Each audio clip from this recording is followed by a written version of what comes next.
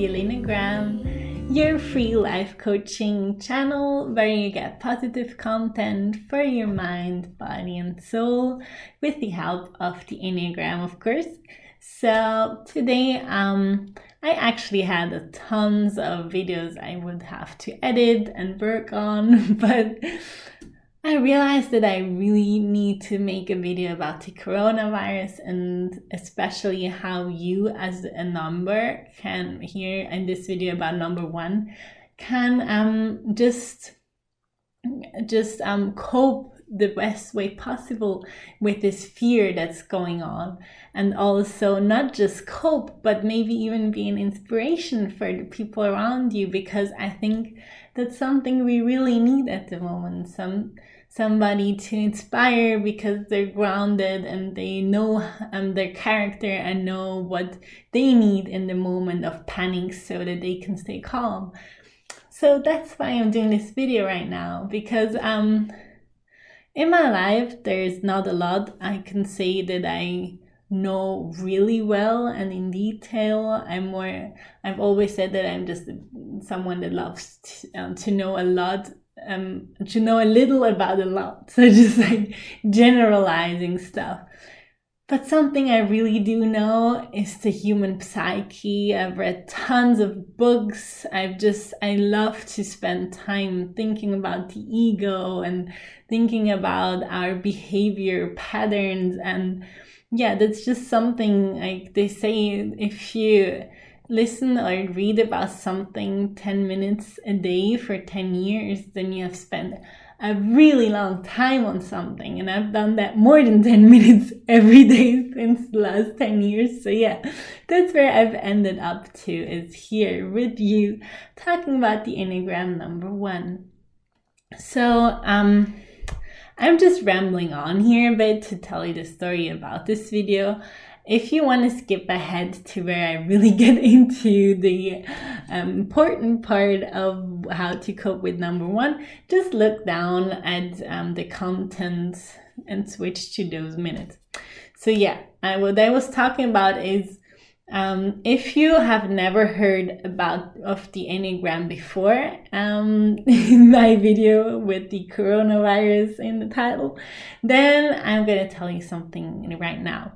So the Enneagram goes from number 1 to number 9. If you want to know more, I have a link to my other videos where I talk a bit about every number.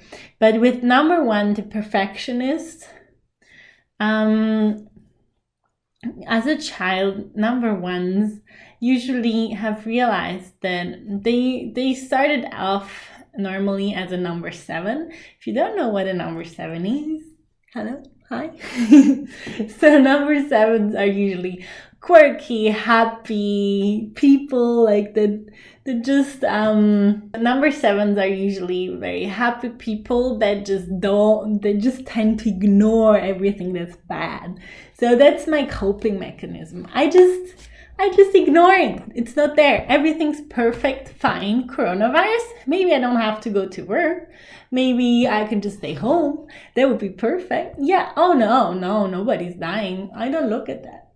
Yeah, this number 7 coping mechanism can be a bit annoying for people around you, because they're like, you're not taking anything seriously. But that's it.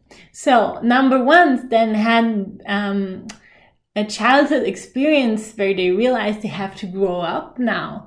They're done being children. They have to start taking responsibility. Number 1s are all about that responsibility, because someone has to take the responsibility. Also, it usually kept them safe, because it meant that they would be someone that you can rely on, so they wouldn't get they wouldn't tend to be the ones that their parents scolded, because they started to already anticipate everything that had to be done and do that. So yeah, that's the number 1. But with every pattern that we have from our ego, our character, it has a downside. So it's keeping you safe by anticipating what could go wrong, anticipating what other people could criticize about you, and already doing it right. But that means you have an inner critic in your head that always tells you what's the right way to do something. So yeah, that's the downside for the number one, because it's you tend to not be too nice to yourself. You tend to be very harsh in your head with yourself. So if a number one criticizes you, they don't mean it as bad as it comes out. It comes usually out rather harsh, but they're way harsher with themselves in their head. So yeah, that was my quick recap of number one. I basically said the same thing I did in my other video, but I just felt like going into it again. Why not, right? So, coronavirus number one. So in the Enneagram, you come from one number and you tend to go into another number when you don't feel too well. So number one comes from 7, as I have explained, and it tends to go into number 4, the romantic. But number 4's downside is that they feel emotions very deeply, and also can fall when they're not very balanced into the pattern of victimizing themselves. So that what can happen if with this coronavirus, if you start to be afraid as a number one, could be very well be that you start falling into number 4 patterns where you're like, we're all gonna die, everything is going wrong, just one catastrophe after the other, and it just you can fall into this victim pattern where you're like, nothing's going right for me, and you get very emotional, because number ones usually tend to be very level-headed, except if something makes you angry, but otherwise you're very level-headed. So that's one of the things I'd like to touch up on. So let's go and dive into the 10 tips. No, I don't know how many I'm going to do. Let's go and dive into some tips for number one on how to cope with the coronavirus. So first tip, start taking a notepad or a notes app with you at all times. This will save your life. Start writing down whenever you feel like, oh, I should have done that. I need to plan this for keeping us safe, keeping my family safe. It would be good if we had more tomatoes, because tomatoes, I have a lot of vitamins, stuff like that. You know that's going to go through your head. And if you write it down, you don't have to think about it all the time, because if we have too many thoughts running wild in our head, it just takes away from the moment. It takes us out of the present moment and brings us into our head, into the future or into the past. And that's just not something you want, because then you miss today and you never know when you're gonna die. So yeah, we try not to miss today, right? So write down not just what you are planning, but also your fears. If something's bothering you like crazy, if people are just not listening to you, especially sometimes if you're in the train or commuting, and right now you will see so many people not behaving the way they should with the coronavirus, and I know that's gonna bother you so badly. And I'm strongly against suppressing things, because I think that's where bad behavior patterns come out that we can't really control.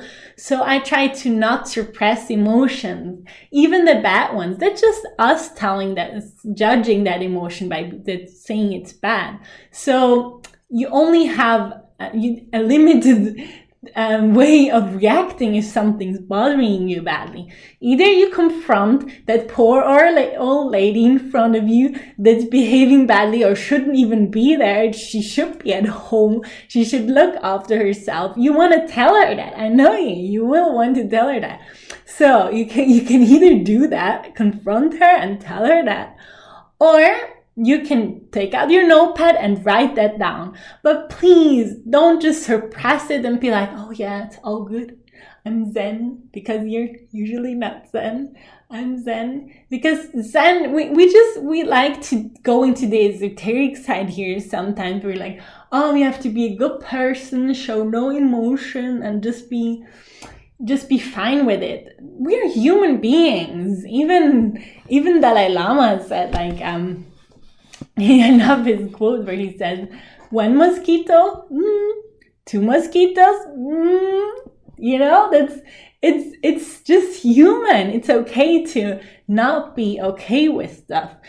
And yeah, that's just something I have a very strong opinion on. I think it's not okay in our society that we just have this very judgmental and shaming attitude towards people that show emotions in public, especially with men. Like, you're not allowed to be loud in public, you're not allowed to express yourself. And I mean, in the animal world, it's really normal that men can, like, my cats sometimes are loud and they fight, and that's normal. But here we put you into this box where you like just have to be composed all the time. And then we're like, oh, he's not showing any emotions. Yeah, just so hypocritical. I can go really into a whole rant about this. Okay. Tip number 2. Okay. So let's go to tip number 2 on how to cope with this coronavirus. And that would be communication. Because I know that's also a tip that I'm probably going to say to every number and every human being in general. Because in times like these, communications is key, especially in this quarantine situation. And that's just why I think it's really important to just learn how to feel empathy towards each other and how to best behave around each other. And for that, you need self-awareness. So here comes some truth for number 1s, and that is that you tend to have this very specific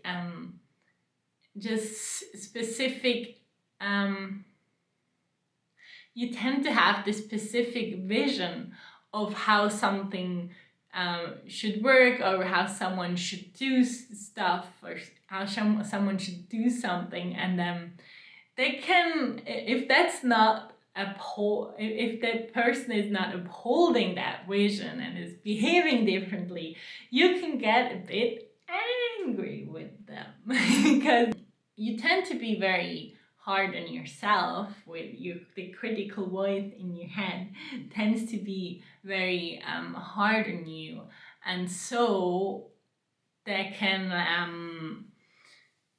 can make that you come out a bit harsh when you talk to other people, especially when they're not especially when they're doing something that's just not safe, or that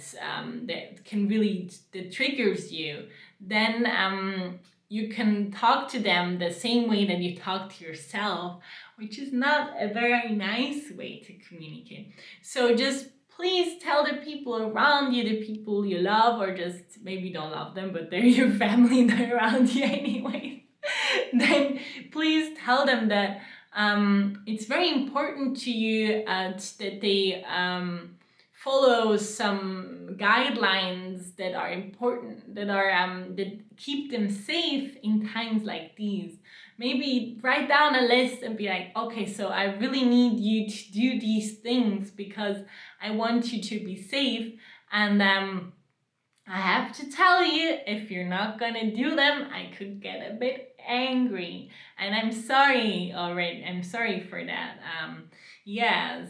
Tell them that you're sorry, because that's not something you usually like to do, to apologize. So it would be maybe a good thing to do that before you get angry, because if you're in that mode, apologizing is really hard. So just, that's just an idea of something that could help you.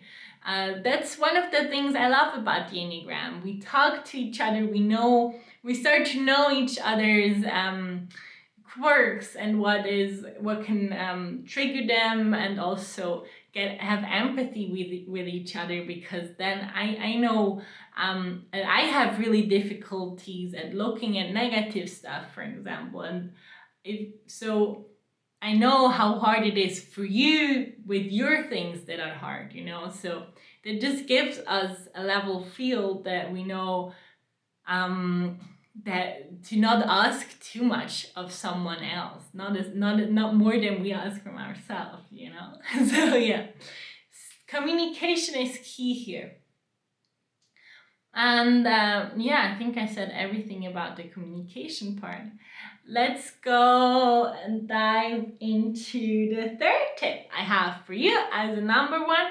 This is not specifically for coronavirus, but in general. And that tip would be to go and to find a bit more balance in your everyday life, in everyday moments. And what I mean by that is that you have a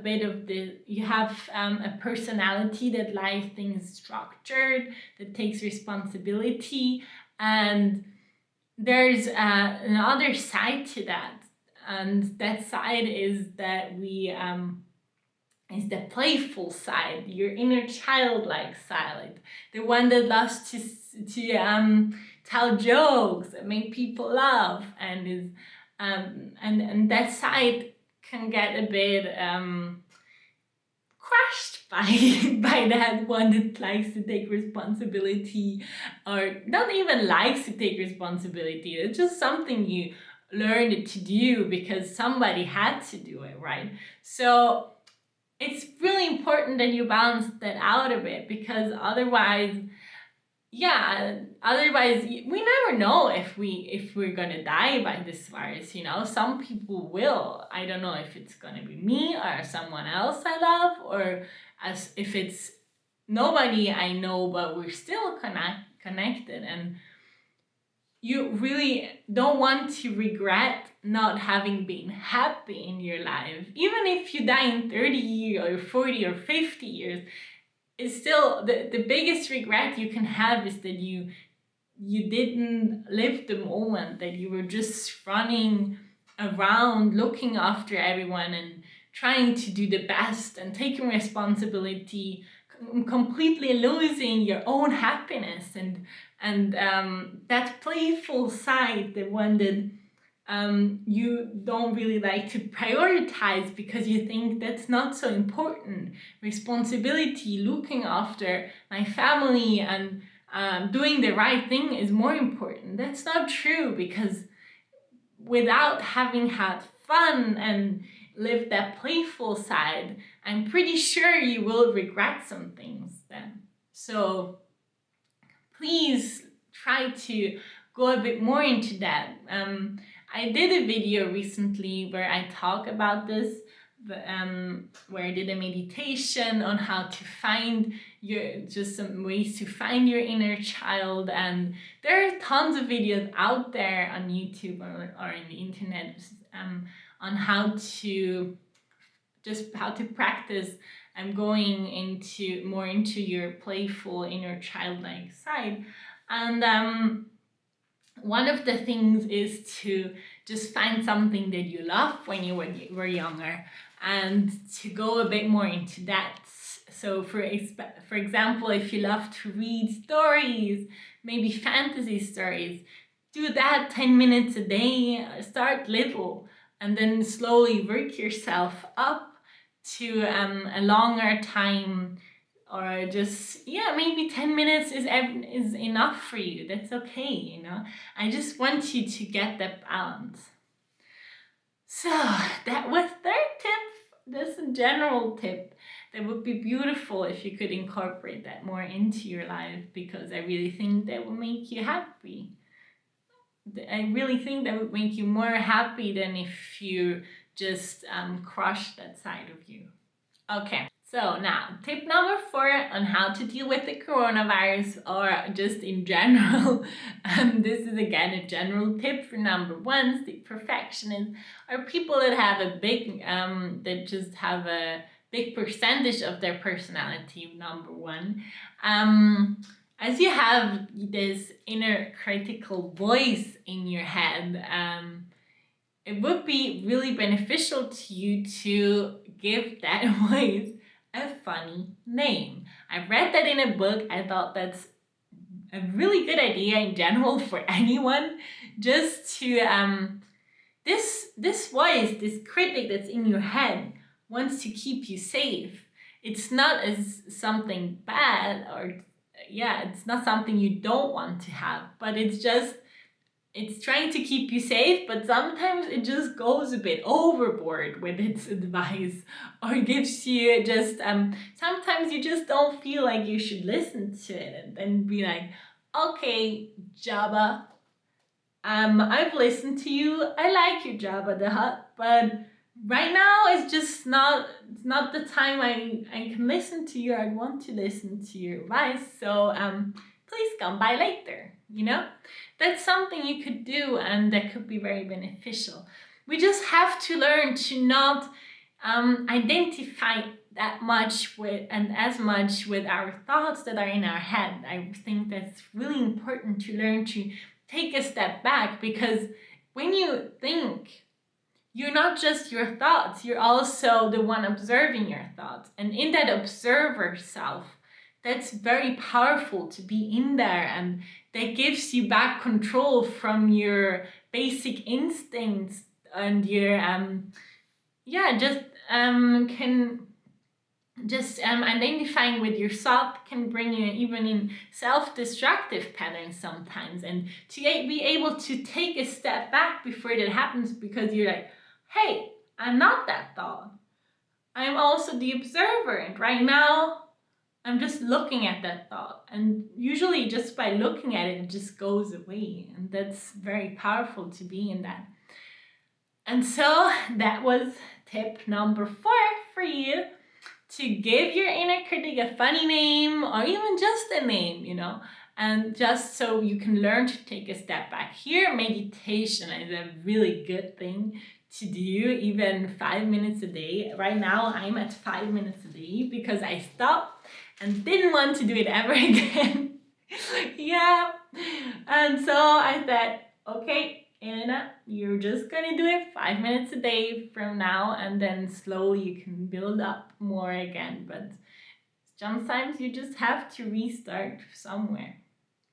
So let's dive into the last tip, I think, otherwise this video will go on forever, for how to deal with coronavirus. As number 1, the perfectionist, how to deal with the situation that the coronavirus is, it's just the situation it's creating, because it's not just, one of the things that it's creating is all the illness, but it's also creating the fear in people around it, and also, the quarantines, and there's just gonna be a lot of anxiety around this, and that's why I think we need every tip we can get on how to deal with each other, and how to learn to love each other.